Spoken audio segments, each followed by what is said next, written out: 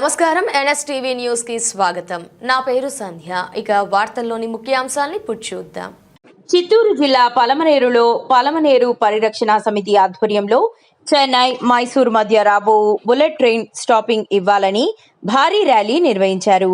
PPS సభ్యులు, ప్రజలు, విద్యార్థులు ప్లకార్డులు చేతబట్టి పలమనేరులో బుల్లెట్ ట్రైన్ స్టాపింగ్ ఇవ్వాలి అంటూ నినాదాలు చేస్తూ పలమనేరు పోలీస్ స్టేషన్ వద్ద నుండి ప్రారంభమైన ర్యాలీ అంబేద్కర్ కూడలి, రెక్కమాను, బజారు వీధి, Jilani circle, petrol bunk, MBT road మీదుగా మండుటెండలో సాగినది.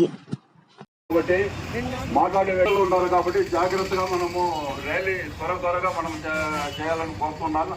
అందుకు మన పెద్దలందరూ ఇరు పక్కల ఉండి సహకరించవలసింది కోరుతున్నాం.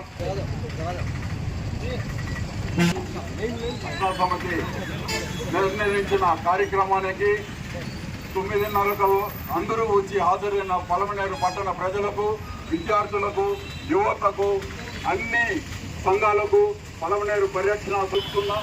ముఖ్యంగా ఈరోజు మనం ఎందుకంటే ఇక్కడ ఈ నిరసన కార్యక్రమం తెలుపుతున్నామంటే మన భూభాగంలో బుల్లెట్ ట్రైన్ వెళ్తుంది.